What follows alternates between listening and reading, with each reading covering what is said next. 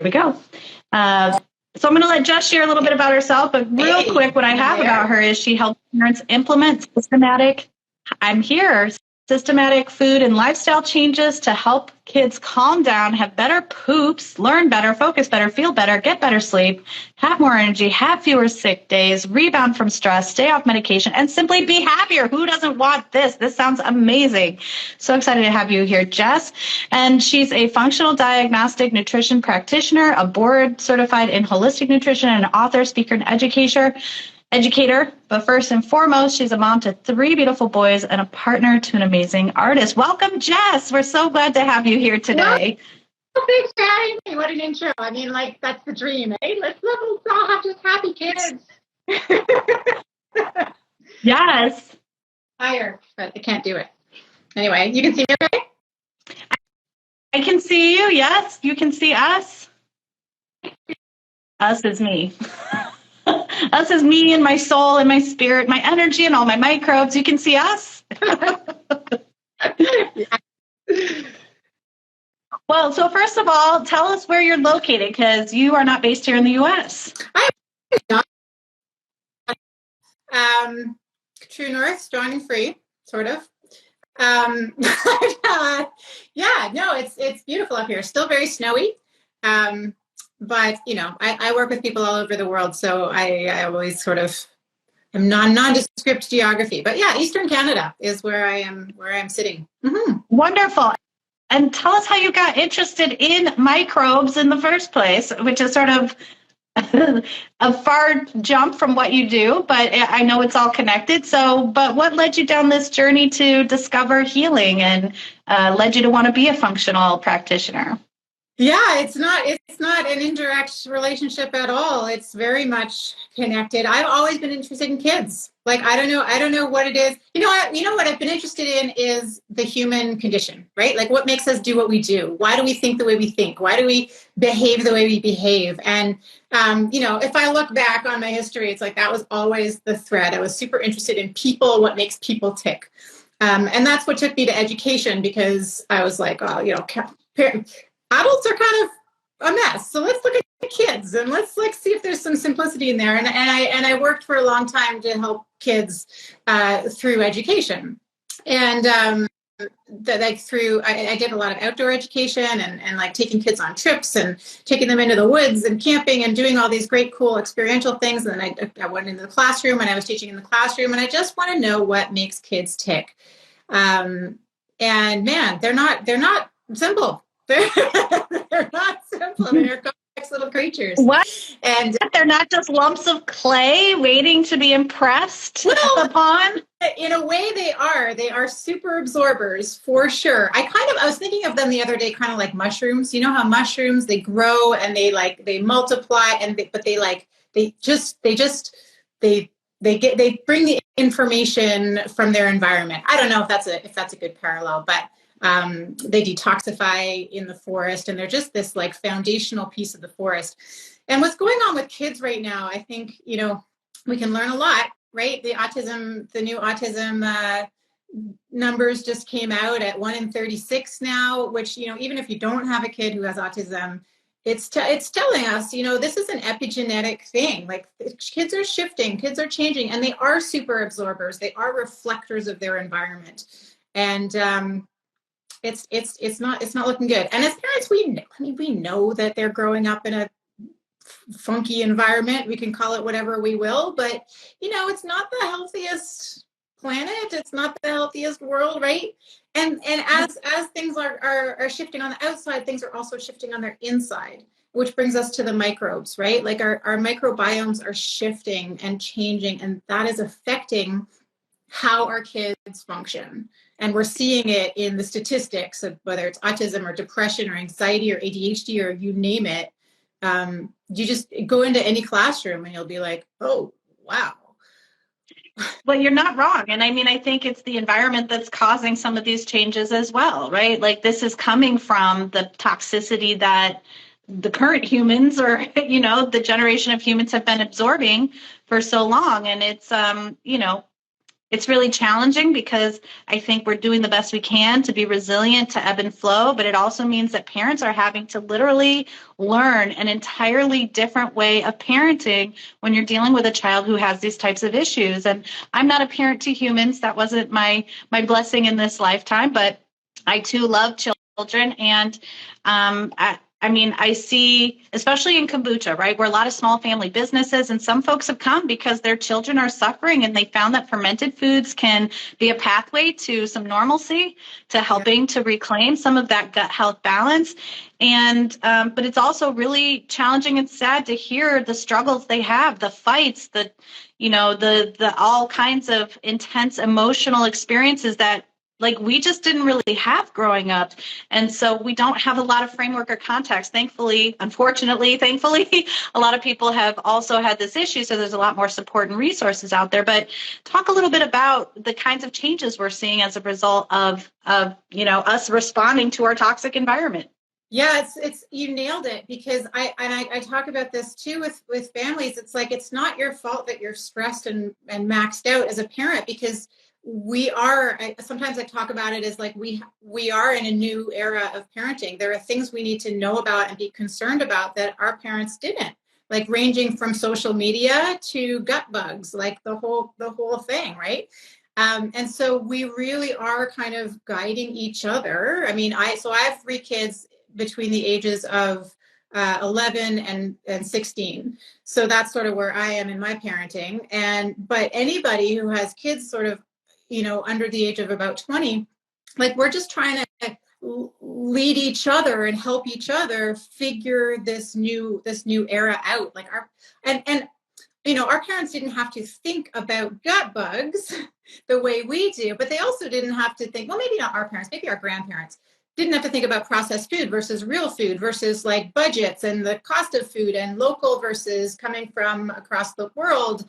Like all of these pieces, that's within the last 70 years, I guess. So that we're talking like some of our parents were dealing with it. Certainly our grandparents were not. And so, yeah, there are different concerns now. And so when I talk about helping kids, I talk about like, let's consider, so I work with anxious kids. I work with kids who have a lot of anxiety, moodiness, like their like tempers are going up and down. They're angry, a lot of ADHD. They're getting the phone calls home from school and belly pain and like all of that kind of stuff. These kids who are struggling. And when I think about helping them, we have to kind of zoom out and we have to say, okay, we can help them from the outside in and we can help them from the inside out. And there is more talk about helping them from the outside in, right? There's body breaks at school. There's environments, shifting the environments, having sensory rooms. There's even more people talking about the type of lighting that's in school and EMFs and stuff like that. These outside in, and that goes also with parenting. There's great parenting tactics about positive discipline and how to calm yourself before you direct your kids and those sorts of things. Great stuff. But it's all from the outside in, right? Then we need to add this piece of working from the inside out and say, okay, what's going on inside that child, right? And this is, gut bugs play such a big part of this.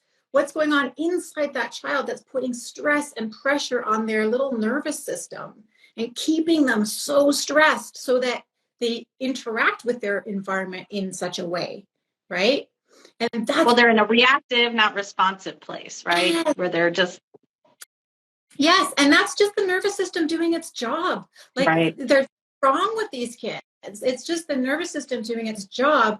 And then because the nervous system is there to protect us, it's there to mount a stress response when it needs to, and it's there to shut her down when it's too much. And so with kids, that can sometimes look like stress and panic and withdrawal and hitting and lashing out and like, because they're just these little beings, right? So when we look at it through the lens of the nervous system, we can find some more compassion for them, and we can really be like, okay, what does this child's nervous system need right now? Which I'm so thankful there is like a huge body of literature and people talking about it of like, they're not a bad kid, just what does their nervous system need? We just we just need to add this other piece in about the working from the inside out piece. How can we support their little nervous system, their stress tolerance? How can we reduce these internal stressors that you can't see, but they're putting pressure on them every second of every day? So well, a lot that's the of it is that diet. So whether it's eliminating excitotoxins, which can come in the form of artificial colors, artificial flavors, or it's actually adding things like probiotics, whether that's a supplement or if it's including more fermented foods in your diet. What are sort of some of the solutions you've seen that have really been able to help from the inside out? So there's three things we can think about. There's what to add. You talked about them all just now, but I'll just frame it out a little bit.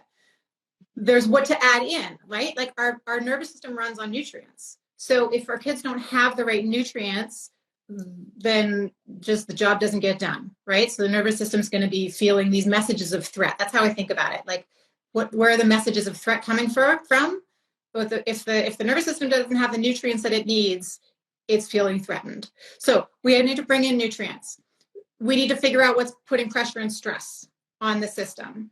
So you talked about excitotoxins, additives. That can be one. We can get to. I've got like a list of 5 main things. We can get to there in a sec if you want. But that's the second thing. So what to add in, what to take out, and then how to support the regulatory processes of the body. One of those is the gut bugs. Our gut bugs are master regulators of our body. So if we can get the right gut bugs, then all of a sudden, as parents, we have a gazillion, I don't know how many there are, you know how many there are, trillions of allies in our parenting, because now the gut bugs are sending messages of calm and safety and connection to the nervous system. And so are we as parents. I love you, you're safe, everything is wonderful. And so all of a sudden that message gets amplified for the child and they actually start to feel it. So, yeah. That's so important. And as we know, because of the gut-brain axis, that not only are we putting nutrients in the gut, but that is also impacting the blood-brain because of that permeable barrier, because our gut is actually where so much of our serotonin and our happy hormones are made. Like, it's so important that we're putting that we're literally eating brain food through our mouth, right? Yeah. Like, we're putting the things we need into our gut so that our brains can be sane and healthy as well. Yeah, and that's what our bodies expect. Like, let's not forget, like, we have evolved with bacteria, we have evolved with food. Like, it's astounding to me when you step back and think about it. Like, here we are on this wonderful planet that provides exactly what our bodies need and expect, and we have evolved with it, right? And so sometimes, when we're talking, it's a great conversation to have with your kids, right? To look at a food and be like, did the earth provide that for you? No, does it? I don't think your body's expecting that. I don't think it's going to give your body the right messages. We can try it, but I don't think this is going to help our goals here, right? So you do have to finesse things with kids and use the right language. I don't like the language of bad food or non-food. I'm just like, this isn't what our body is evolved to really want and enjoy and love and expect. So, yeah. Well, and I like that you take that approach, because I think it's easy to fall into the dualism of judging and good and bad, but there brings so much extra emotion to the situation that really doesn't need to be there. I think the way that you're framing it with is this something our body has evolved to understand and instantly utilize and uptake, or is it something that it's going to have a difficult time processing, may not be able to extract any nutrients from, and while it's going to bring pleasure to your tongue, it's not going to bring pleasure to other aspects of your health or well-being or personality or your mood. And I think learning to discern that and differentiate those things, because this is what I call closing the feedback loop, right? We have become so disconnected in the way that we eat our food or consume our food. And because we're trained to think that the cheapest is the most valuable in this capitalistic society, we have forgotten how to value closing that feedback loop. Because when we eat the cheapest inputs, we don't have the best feeling emotionally and physiologically. And so we continue to put things in our body that don't ultimately serve us the way that they should. Whereas if we just elevated that thought process and shifted hey, I'm going to eat this, but I'm going to feel terrible on the other end. What if I just invested a little bit more in myself, right? This is a way to show self-love, buy myself the healthier thing, the better thing, and I'm on a scale, right? Good, better, best. We want to make the best if we can. If that's not available, let's go better. And if not, let's go good. So that way we're always, consciously putting things in our body that we're aware of. And that's to say, even sometimes we're going to choose the quote unquote worst choice. But if it's a choice and not like beating yourself up, like if it doesn't come with the whole emotional story with it, it's still a valid choice. And so it starts to take away some of the like punitive ways in which our mind attacks ourselves for not making choices that we think should be perfect at all times, right? We're not going to be perfect at all times, ever, ever, ever, ever. Yeah. And so Describing, Hannah, is like this is a new piece of our parenting toolbox that our parents and grandparents didn't need to figure out. Hey everybody, thank you so much for listening to this preview here on YouTube. If you'd like to hear the rest of this interview, along with other useful resources such as show notes, links, and special offers, we'd love to extend an invitation for you to join our Kombucha Camp Plus Bubbles with Benefits member rewards program. By becoming a member, you'll earn bubbles with every Kombucha Camp purchase for free products, and that's not all. We also offer birthday Booch Day rewards, access to members-only sales, high-quality bonus content, including Kombucha Clutch Hangs with me, the Kombucha Mama, and my special guests, a free digital brew journal to track your master brews and experiments, and more.